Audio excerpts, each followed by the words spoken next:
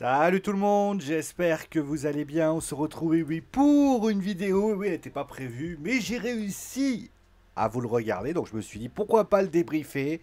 WWE NXT No Mercy. Et oui, il y a plein de choses qui se sont passées durant cette émission. Donc justement, on va en parler durant cette émission. J'en profite d'ailleurs pour dire que, et oui, il n'y a pas eu de WWE SmackDown hier, mais la raison est pour ainsi dire évidente. J'étais fatigué, j'étais épuisé. D'ailleurs, juste pour info. Il n'y aura pas de match de Ligue 1 ce week-end pour les mêmes raisons. Allez, votre Sio est crevé, il a passé un week-end assez endurant. Donc voilà. Alors, je vais quand même streamer un Baldur's Gate 3 sur Twitch qui va permettre de me détendre légèrement. Mais bon, on reprendra le foot à partir de mardi. De toute façon, il y a la Ligue des Champions qui va reprendre. Et vous en aurez, vous inquiétez pas, pour les matchs, etc. etc. Vous inquiétez pas, vous en allez avoir. Bon, allez, c'est parti donc. On commence tout de suite avec le vif du sujet. C'est donc l'heure voilà, de ce débriefing. Alors, il y avait 6 matchs proposés. Hein, clairement, alors, je compte pas le kick-off, hein, vous connaissez. Moi, les kick-offs, c'est une longue histoire de haine et de désarroi. Donc, il fallait ça. Donc, par rapport à cette image, vous voyez, comprenez déjà qu'il y a eu deux changements de titre. Alors, il n'y avait pas que ces deux titres-là hein, qui ont été défendus. Il y avait également Baron Corbin contre Braun Breaker. On en parlera après. On en parlera ensuite, bien évidemment, du titre de NXT. La Heritage Cup Championship qui était proposée également. On en parlera. Et bien évidemment, le NXT Women's Championship avec le Extreme Rules match entre Becky Lynch et Tiffany Stratton. Bon allez, on commence tout de suite donc avec finalement l'un des rares, même le seul match à rivalité, puisque c'était Braun Breaker contre Baron Corbin, et la victoire, on va dire, de Baron Corbin avec un End of Days. Alors, il faut savoir que Braun Breaker a eu une intervention contre lui, puisque, eh bien, au moment où il allait en terminer avec cette histoire, il a été attaqué par Robert Stone. Et donc Baron Corbin a pu exécuter son End of Days et en terminer avec cette histoire. Le match était sympathique, voilà, le match. Alors moi ça m'a un peu surpris, je vais juste enlever moi, parce que moi vous voyez, en fait vous voyez pas la tête de Braun, mais bon c'est pas grave. Clairement, moi j'ai été surpris de voir la victoire de Baron. Moi je me suis dit voilà que Braun allait finalement gagner ce match. Bon, finalement ce n'est pas ce qui s'est passé. Bon, écoutez, pourquoi pas. Baron qui se plaît bien du côté de NXT, ça faut quand même le reconnaître. Bon après en tout cas, le match a été, c'est un bon opener pour lancer le sujet. Est-ce qu'il y a eu de la sans pitié? En tout cas pas mal l'intro d'ailleurs, je voulais pas en parler. Je n'ai pas parlé de l'introduction, justement on va dire, du pay-per-view avec notamment les images un peu version PS2 entre guillemets. Ça aussi j'ai bien aimé, j'ai trouvé ça globalement intéressant. Bon allez ensuite on a eu concrètement le deuxième match de la soirée. Là par contre c'était la première surprise qui était proposée. C'était la victoire de Trick Williams. Alors, petit spoil quand même. Alors je savais pas du tout que Dragon Lee était l'arbitre spécial. Oui, j'ai pas été, je me suis pas renseigné. Veuillez m'en excuser. Mais en fait ça confirme bien ce que je disais aussi. C'est-à-dire que Dominique a eu un match contre Dragon Lee à Raw. Bah, au final, ça a servi à rien puisque Dragon Lee devait avoir un match eh bien, à ce moment-là contre Trick Williams. D'ailleurs, justement, on va en parler. Il y a deux choses qu'on va parler. Le premier, c'est que Dragon Lee, qui est l'arbitre spécial, pourquoi pas. Maintenant, Dominic Mysterio et Trick Williams, qui font leur match. Bon, la victoire de la défaite de Dominic Mysterio, on en parlera après. Mais en tout cas, le match en lui-même était sympa. Franchement, il était super cool, super sympa. Moi, honnêtement, moi, j'ai bien aimé. J'ai bien aimé. Il y avait quelques petites interactions. L'arbitre a été concrètement à tenter quelque chose. À noter, voilà, qu'il n'y avait pas de membres du Judgment Day. Ça, j'ai pas compris. Alors, je veux bien que Rhea Ripley soit absente. Mais pourquoi n'a-t-il pas eu l'intervention, une présence de Finn Balor, de J.D. McDonald à mythe, ou voire même de Damien Priest? Pas d'absence, voilà. Dominique Mysterio s'est retrouvé tout seul dans cette histoire. Moi, ça m'a surpris. Voilà, ça m'a surpris. Et j'ai pas totalement compris ce qui s'est globalement passé et voilà ce qu'il en est. Après, le match en lui-même était sympa. Maintenant, pour la défaite de Dominique Mysterio, bah, ça confirme bien ce qu'on disait depuis le début, c'est-à-dire que Dominique est là justement pour mettre en valeur le show NXT, et puis après il repart dans le roster principal. C'est ce qui s'est passé, hein. Dominique a eu une ceinture pendant 74 jours, Il l'a perdu et aujourd'hui, bah, il retourne, le titre retourne du côté de NXT. D'ailleurs, il y a une petite phrase, j'en reparlerai après, de Rey Mysterio. Je ne serais pas étonné que Rey Mysterio ait une rivalité avec son fils pour le titre des États-Unis, peut-être. Mais en tout cas, ce qui est intéressant, c'est de voir que Dominique, eh ben, ait perdu cette ceinture. J'imagine, voilà, c'est juste pour ça. Maintenant, on va parler un petit peu de la manière. Il y a eu un match à Raw, je rappelle, hein, où notamment il y avait un match entre Dragon Lee et Dominique Mysterio. La victoire de Dominique Mysterio. Mais il faut savoir que durant cette rencontre, alors certes ça a été très fair-play, ça explique pourquoi d'ailleurs il n'y a pas eu d'intervention du Judgment Day, parce que certainement il ne voulait pas qu'il y ait une interaction pour pouvoir faire quelque chose. Donc là dans l'idée, je me suis dit, bon, le match en lui-même, voilà ce qu'il en est. Maintenant, moi, ce qui m'a gêné dans cette rencontre, c'est que Dragon Lee, il est arbitre spécial de ce match, mais en fait, il n'apporte rien en réalité. Je veux dire, à part le début où tu vois Dominique Mysterio qui lui dit tu comptes pas assez vite, il n'y a rien d'autre.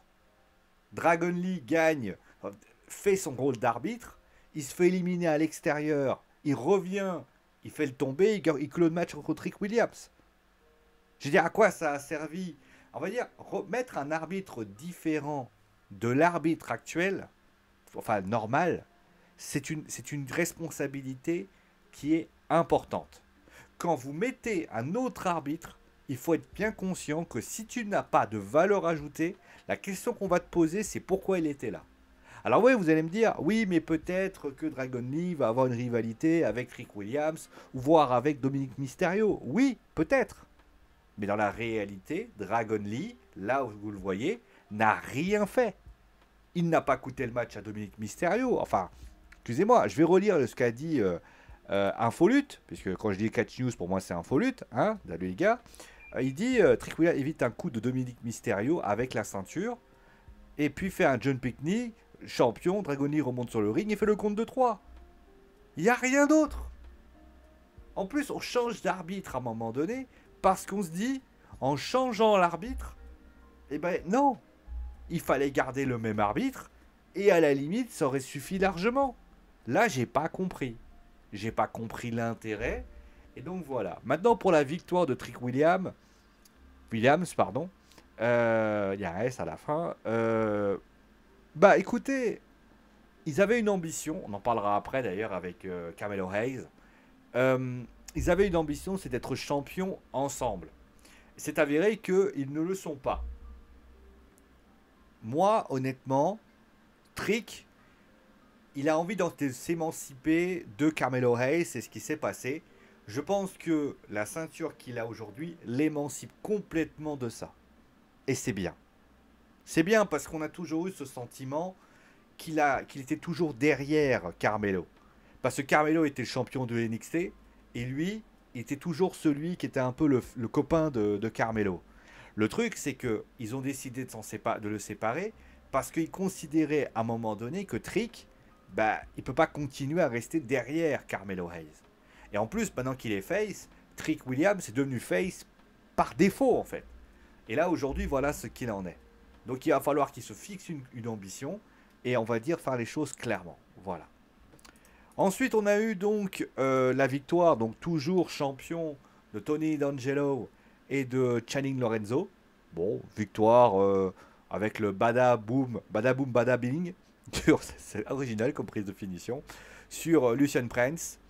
Bon voilà, très très bien. Alors j'ai beaucoup aimé d'ailleurs l'entrée de Angel Garza et d'Umberto Carrillo. Je trouve un peu à la God of War, j'ai bien aimé.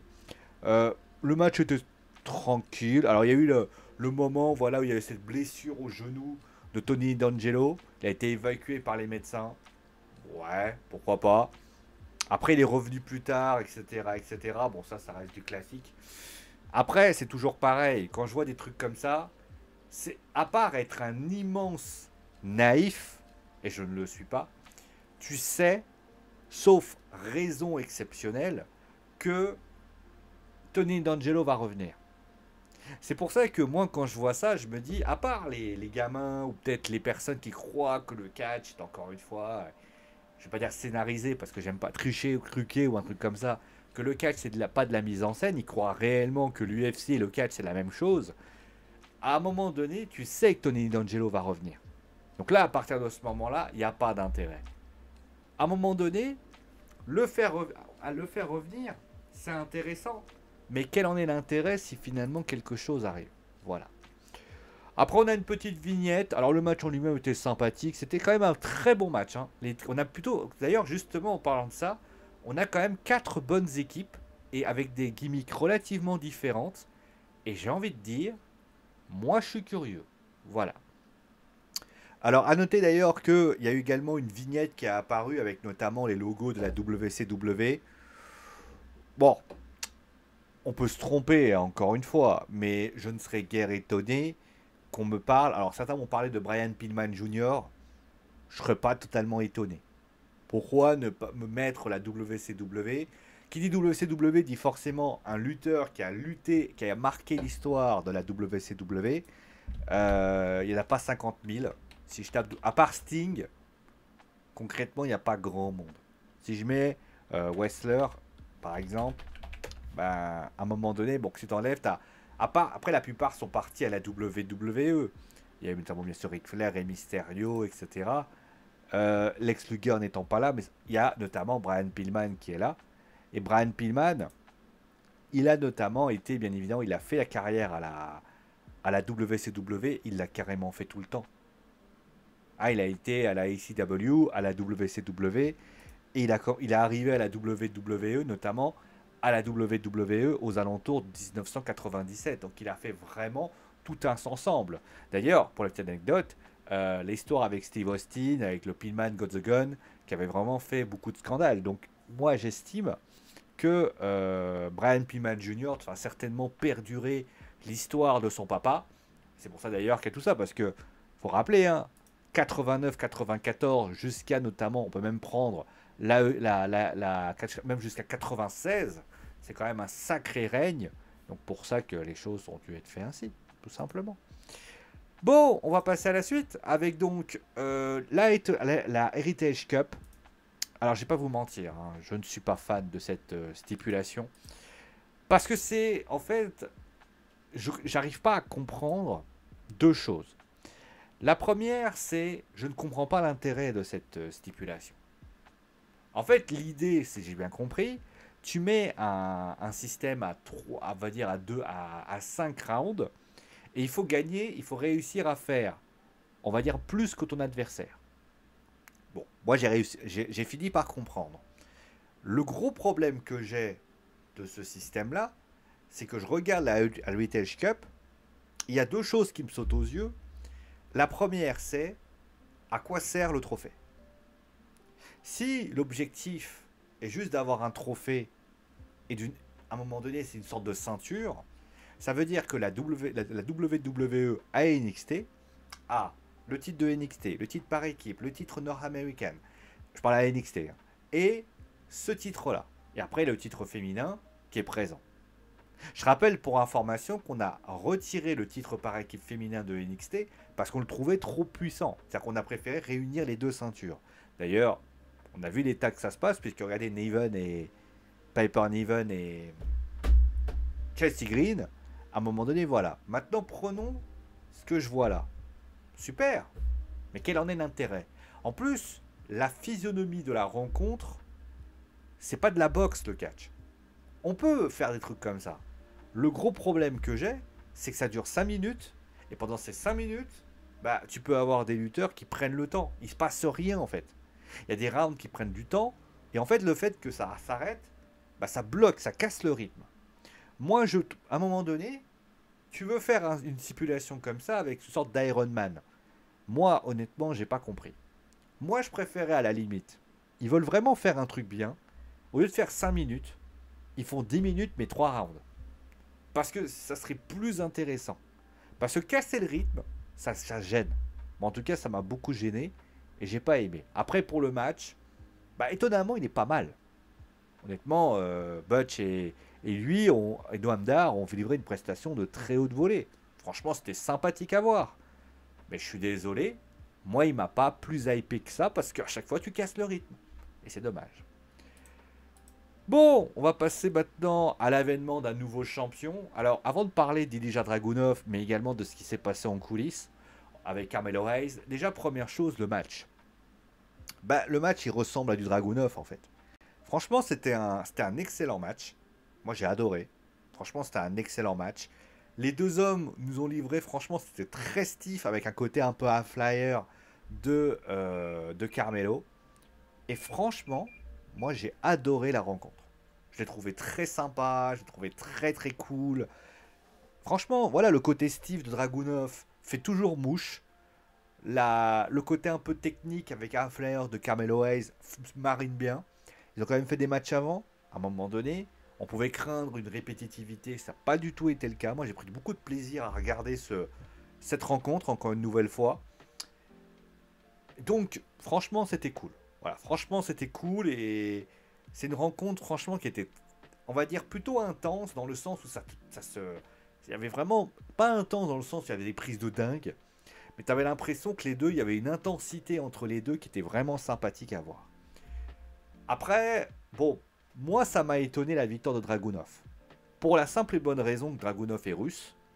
Et moi je me suis dit, alors que la guerre en Ukraine, on sait l'amour qu'il y a entre la Russie et les États-Unis en ce moment.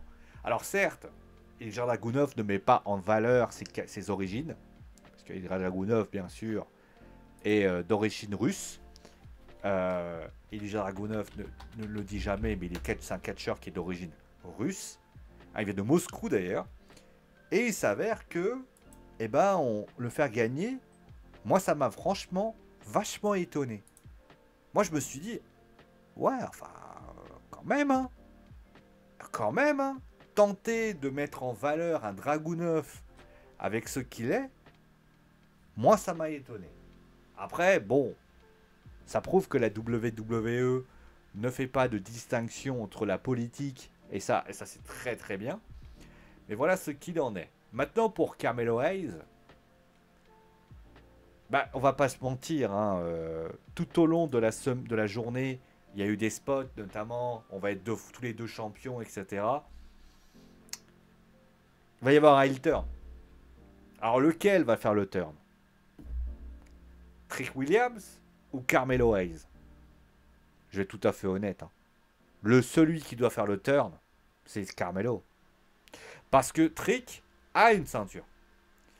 Alors ça voudrait dire à ce moment-là, et surtout, tu tapes dans la rivalité personnelle, qui est quand même une bonne chose. En espérant qu'on fasse des choses bien, bien sûr. Mais pour moi, Carmelo va sans doute faire un turn.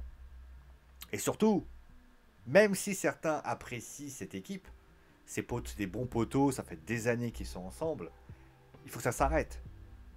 On va dire, la seule équipe, pour moi, les équipes qui durent longtemps maintenant avec un bon duo, ça n'existe plus. On n'est pas à la Bloodline où Jimmy Uso revient comme par magie et dit bon bah voilà, je m'appelle Jimmy Uso, je suis copain avec Roman Reigns. Alors dans un monde parfait, il est gentil, hein, mais c'est pas vrai. Non, la réalité, c'est que il faut savoir faire du renouvellement. Il faut que les choses soient nouveaux, il faut que les choses soient intéressantes. T'as des choses à raconter entre Trick et Carmelo. Ah, vas-y, raconte-les. Et c'est justement ça qui est intéressant. Tout le monde se souvient à chaque fois, encore une fois, de la rivalité entre Johnny et Tommaso, hein. Tout le monde est encore en mémoire ça. Et je serais pas étonné que les DIY qui viennent notamment... d'ailleurs, je serais pas étonné que d'ailleurs les DIY soient les prochains à remporter les ceintures par équipe, hein. Mais après, s'ils les perdent et que Ciampa, à un moment donné, eh bien, trahit Gargano, eh ben, ça va créer une bonne rivalité personnelle. Après, je serais peut-être moins dubitatif sur la qualité, je vais vous dire pourquoi, parce que on l'a déjà vu. Alors certes, pour ceux qui n'ont jamais NXT, ça va pas leur parler. Mais quelqu'un qui a déjà regardé NXT va sans doute avoir quelque chose de différent. Par contre, Hayes et Williams, on n'a rien eu, hein. On a vu deux bandes de potes. Une bande de potes, hein. Donc j'ai envie de te dire, il faut que ça avance. Et Carmelo peut mettre en avant aussi d'autres personnes, etc.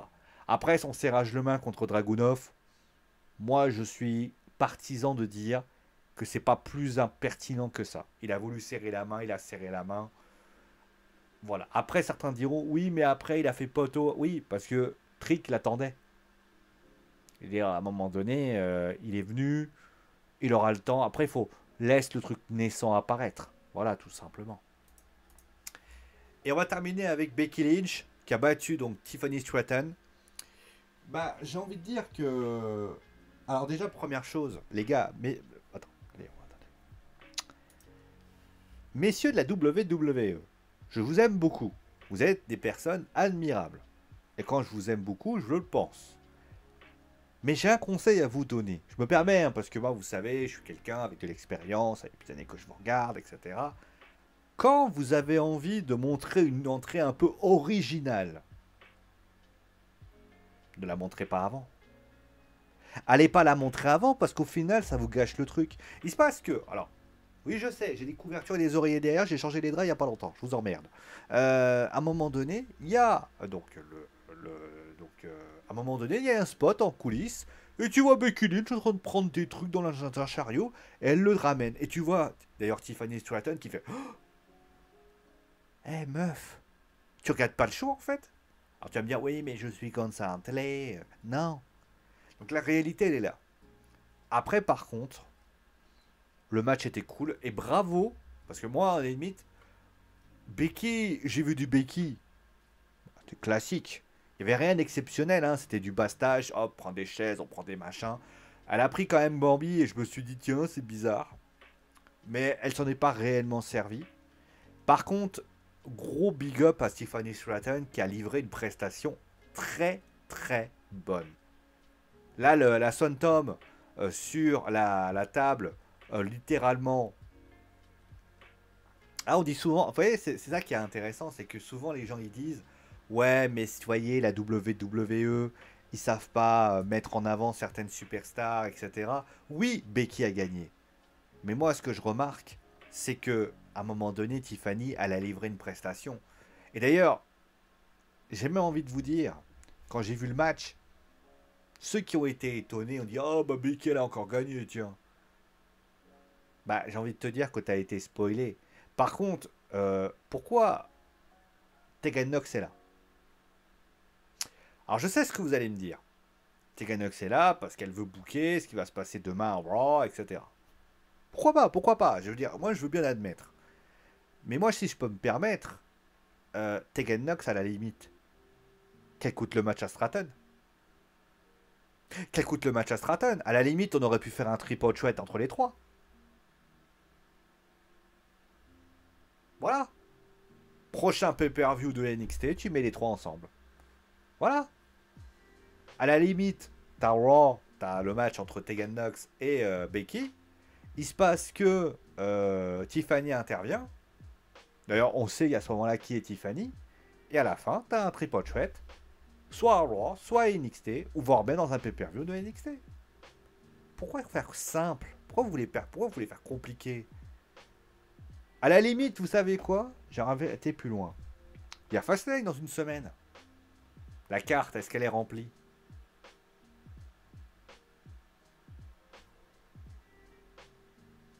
Alors vous allez me dire, oui, elle est remplie, il n'y a même pas Rhea Ripley. Oui, ça c'est un autre problème, ça. Mais les Survivor Series, on aurait pu faire quelque chose. Bon, tant pis, c'est comme ça. Moi j'ai des idées, après vous faites ce que vous voulez. Hein. Mais voilà, Becky qui gagne. Bon, le match était cool, bravo à Tiffany, pour ainsi dire. Bon, quel est le bilan finalement de ce show? Bah le show est bien. Le show est bien. Le show est regardant. Les matchs proposés sont sont plutôt bons. Sont plutôt bons. Les décisions, bah, j'ai envie de te dire que la moitié des matchs étaient spoilés déjà. Hein, moi, je savais déjà que. Moi, je le savais déjà hein, que voilà, la moitié des matchs étaient spoilés. Oui, je savais déjà que. Alors, il y avait quand même un match qui était spoilé. Le main event était déjà spoilé. Et il y avait notamment, pour information, tu as quand même. Alors, tu avais quand même des signes qui te faisaient comprendre que Trick et Carmelo n'allaient pas être champions ensemble. Je veux dire, à chaque fois, ils te disent champions ensemble, champions ensemble, champions ensemble. T'es quand même un petit peu. T'es quand même dubitatif. Après, pour le reste, bah, la Heritage Cup, elle n'est pas partir du côté de Butch. Il est à SmackDown, qu'est-ce qu'il allait foutre avec cette ceinture? Après, on peut toujours dire, enfin, c'était trop de ce trophée. Donc au final, alors vous allez me dire, ouais, mais Becky alors? C'est vrai. Après, pour Braun Breaker, Baron Corbin, bon, j'y croyais pas trop non plus. Donc ça fait un pay-per-view, je vais pas dire prévisible, mais qui a notamment des problèmes pour... En fait, j'ai l'impression que... Voilà, on va dire choses comme ça. J'ai l'impression que des fois, la WWE a peur en fait, n'est pas dans la n'arrive pas à être subtile. C'est-à-dire qu'elle est obligée de nous faire comprendre que quelque chose va arriver. Vous voyez, par exemple, il y avait un... D'ailleurs, j'écoutais ce que disait Fred JDG le jour du grenier. J'ai l'impression que depuis de longues... Maintenant, on est dans une nouvelle génération où il faut surtout pas... comment dire? Il ne faut surtout pas que les gens essaient de comprendre. Il faut tout leur expliquer. Parce que si vous leur expliquez pas, ils n'y arrivent pas. Un exemple concret, Becky Lynch, il faut qu'elle prenne un chariot, il faut qu'on montre un chariot pour que Becky Lynch, on voit tous Becky Lynch, parce qu'elle va venir avec ce chariot. Vous voyez ce que je veux dire? À un moment donné, vous avez Carmelo Hayes et Trick Williams qui sont obligés d'expliquer qu'ils veulent être champions ensemble. T'es pas obligé de l'expliquer. On a bien compris qu'ils avaient une relation entre les deux. Mais c'est comme ça. Et notamment dans les jeux vidéo, c'est pareil. Il y a des gens, je dirais pas qui, encore une fois, hein, qui fustigent Baldur's Gate 3 parce que le jeu ne te prend pas par la main, comme les Dark Souls, comme les Elden Ring, comme notamment comme les Elden Ring, comme les Bloodborne, comme d'autres jeux. Il t'explique pas. Tu te démerdes. Et j'ai l'impression qu'on est dans une génération aujourd'hui, on ne peut plus laisser les gens comprendre, il faut les prendre par la main, sinon ils sont pas contents. Moi, je me rappellerai toujours, alors c'était aparté, hein, mais je jouais à l'époque, c'était très longtemps. Hein. J'étais à la PGW, à la Paris Games Week, et on jouait à la c'était Zombie U. À l'époque, c'était la Wii U qui venait de sortir, etc. Bon, on sait ce qu'elle est devenue. Et il y avait le jeu Zombie U qui était sorti. Et j'avais une charmante jeune, j'avais une jeune fille, j'avais une jeune femme, très sympathique d'ailleurs. Je prends la Wii U et je commence à vouloir m'amuser. En fait, elle était en train de... À chaque fois que j'essayais de faire un truc par moi-même, alors on est tous d'accord que parfois ils veulent que tu fasses des choses par toi-même, et surtout ils veulent que tu fasses des choses mais que tu n'ailles pas trop loin. Moi j'aime bien faire du n'importe nawak pour voir à quel point le jeu va s'opposer à toi. Et c'est avéré que la fille elle fait ah bah tiens appuie sur ce bouton, faites attention, voilà vous avez vu il y a un zombie là-bas. Et j'étais comme ça, j'ai pas besoin que tu me le dises en fait. T'es mimi hein. Alors après oh là là mais je me demande bien ce qui va se passer. Bah, il va y avoir des zombies en fait. Et j'étais comme ça, je la regardais. Et à un moment donné, je lui dis écoutez, madame, vous savez, moi je joue aux jeux vidéo. Alors, après, elle était sympa. Et j'ai pas trop eu envie de la casser son délire. On voyait on lui avait expliqué en lui disant prends les gamers par la main. Prends les gamers par la main, laisse-leur. Ouais. Mais à la limite, que tu m'expliques les touches. Et encore. Moi, je suis allé là-bas, je lui dis excusez-moi, madame, mais. Vous savez, moi je joue à la manette, je joue à la console depuis des années, j'ai pas besoin qu'on m'explique comment jouer. Je fais ouais c'est bien, merci. Et elle a compris, en fait je lui ai fait comprendre par le regard. Et elle a compris que qu'elle me cassait les pieds. Elle s'est retournée, elle a commencé à plus trop parler. Et je lui ai dit oh bah, c'est sympa comme truc ça. Et en fait on a commencé à avoir une autre interaction. Je lui ai dit voilà, je commence à faire ah. Donc là, ok. Et je commençais à parler et je commençais à lancer mon truc. Et là elle commence à faire oui, alors, oui, c'est vrai, quand vous tapez plus fort, en fait, mais faites attention, et à un moment, elle comprenait qu'elle fait. euh, Par contre, quand ils sont. Et là, je repars, je fais. Et là, elle voit, elle dit rien. Je fais, ah bah, me dites pas le dire. Et là, j'en ai rigolé, j'ai fait, ah oui, bien joué, bien joué. Et là, voilà. Et après, on a eu une autre interaction, elle m'expliquait les qualités du jeu, etc. Et là, c'était différent. Et là, je reviens à mon sujet WWE, c'est pareil.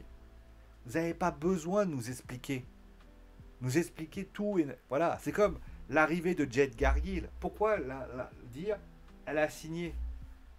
Avant, vous faisiez une entrée, bah voilà. Alors vous allez me dire, ouais, mais elle a été annoncée partout. Vous savez, je vais vous expliquer, raconter une histoire. Si vous faites un démenti, les gens vont dire ok, hein. Il faut que les surprises existent. Alors c'est difficile hein, avec Internet aujourd'hui. Il est très compliqué de aujourd'hui trouver des choses, mais il faut savoir s'impliquer pour ainsi dire. Bon voilà, voilà ce que j'avais à dire sur ce jeu. C'est pas un... sur ce jeu, sur ce show. C'est pas un mauvais show, encore une fois. Hein. Je suis pas en train de dire que c'est mauvais, mais il te prend trop par la main. Mais après, comme d'habitude, pour ainsi. Bon, sur ce, je vous invite bien sûr à me dire ce que vous avez pensé. Moi, je vais en stream, il est 20h04. Donc, quand je vous aurai mis cette vidéo, allez en stream si vous avez envie. Comme ça, vous pourrez regarder ce que je fais. Et ça sera avec grand plaisir. Prenez soin de vous, amusez-vous bien. Et ciao tout le monde.